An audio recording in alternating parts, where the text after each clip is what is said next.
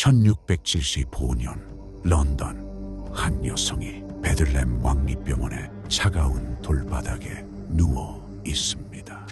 그녀의 이름은 메리. 그녀가 이곳에 들어온 이유는 단 하나, 남편이 죽은 후 지나치게 슬퍼했다는 것이었습니다. 오늘날로 치면 우울증이었을 겁니다. 하지만 17세기 런던에서 그것은 광기였고 광기는 격리되어야 했습니다. 메리가 이곳에 온 지 사흘째 되던 날, 그녀는 처음으로 그들을 봤습니다. 토요일 오후 복도에서 들려오는 웃음소리. 처음엔 직원들인 줄 알았습니다. 하지만 곧 깨달았죠. 그 웃음소리는 너무 많았습니다. 화려한 드레스를 입은 귀부인들, 신사들, 심지어 아이들까지. 그들은 복도를 거닐며 깜빵을 하나하나 들여다봤습니다. 마치 동물원에 온 것처럼.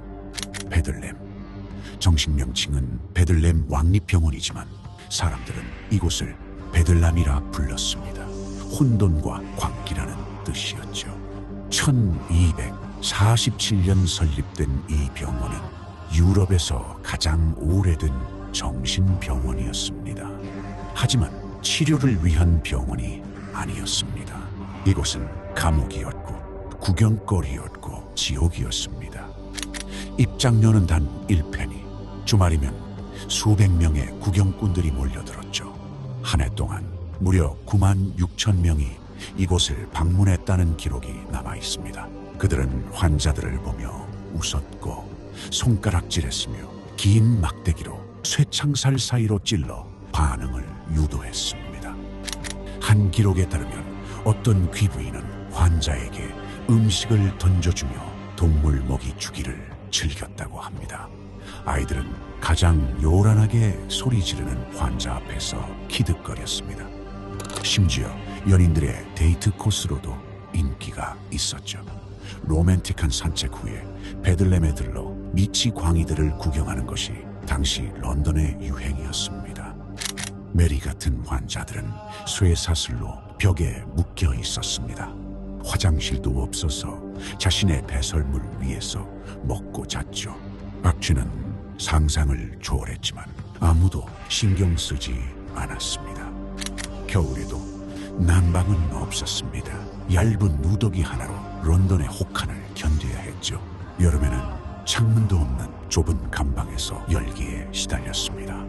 음식은 하루에 한 번, 딱딱한 빵과 물이 전부였습니다.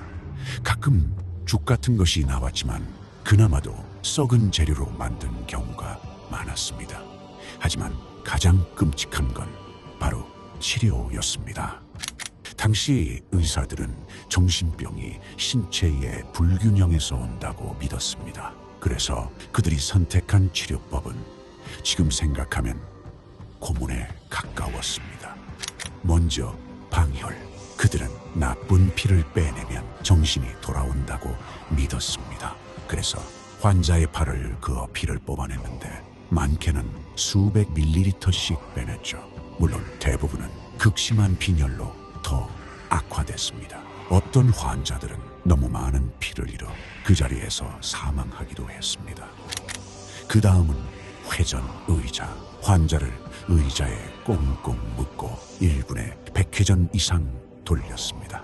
극심한 어지럼증과 구토를 유발해 광기를 토해내게 하려는 의도였죠. 환자들은 의식을 잃거나 코피를 쏟으며 쭉 늘어졌습니다. 그러면 의사들은 만족스럽게 고개를 끄덕이며 치료가 효과를 보이고 있다고 기록했습니다.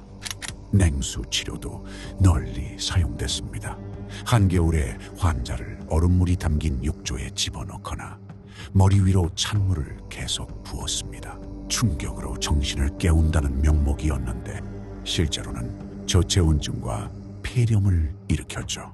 어떤 환자들은 그 자리에서 얼어 죽었습니다. 하지만 가장 충격적인 사실은 따로 있습니다. 바로 베들렘에 수용된 사람들 중 상당수는 실제 정신병자가 아니었다는 거죠. 남편에게 불순종했다는 이유로 끌려온 아내들이 있었습니다. 남편이 새 여자를 들이고 싶어서, 혹은 단순히 아내가 마음에 들지 않아서, 이곳으로 보낸 겁니다. 유산 다툼에 휘말린 상속인들도 여기로 보내졌습니다. 재산을 노린 형제나 친척들이 정신이 이상하다는 진단서 한 장으로 경쟁자를 제거했죠. 빚을 갚지 못한 채무자들, 원치 않는 임신을 한 하녀들, 주인에게 반항한 하인들까지 권력 있는 사람들이 처리하고 싶은 누구라도 이곳으로 보낼 수 있었습니다. 의사의 진단서 한 장이면 충분했고 그 진단서는 돈으로 살 수 있었습니다. 심지어 환자를 직접 보지도 않고 진단서를 써주는 의사들도 있었습니다. 한번 들어오면 나가기는 거의 불가능했습니다. 가족들이 데려가지 않는 한 환자들은 평생을 그곳에서 보냈습니다. 그리고 가족들은 대부분 다시 오지 않았습니다. 굳이 돈과 노력을 들여서 골칫거리를 다시 데려갈 바보는 없었으니까요. 1815년 영국 의회는 마침내 베들레헴의 구경거리 관행을 금지했습니다. 너무 많은 폭로와 비난이 쏟아진 결과였죠. 개혁가들과 언론이 베들레헴의 실상을 폭로하면서 여론이 들끓었습니다. 하지만 학대는 계속됐습니다.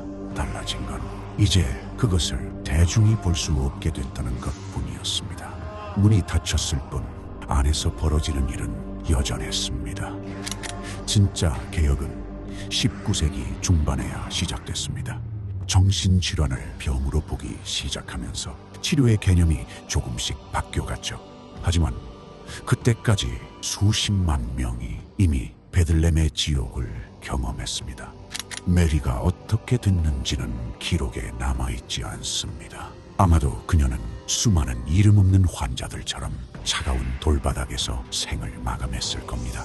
구경꾼들의 웃음소리를 들으며 쇠사슬에 묶인 채로 그녀의 마지막이 평화로웠을 리 없습니다. 베들레헴은 지금도 존재합니다. 현재는 정상적인 정신과 병원으로 운영되고 있죠. 깨끗한 시설에서 전문적인 치료가 이루어집니다. 하지만 그 오랜 역사 속에는 광기가 아니라 인간성을 잃어버린 시대의 기록이 남아 있습니다. 구경거리가 된 사람들, 치료라는 이름의 고문, 그리고 웃으며 구경하던 정상인들, 과연 진짜 광기는 어디에 있었을까요? 쇠사슬에 묶인 그들에게 있었을까요? 아니면 일pen이를 내고 그들을 구경하며 즐거워하던 사람들에게 있었을까요?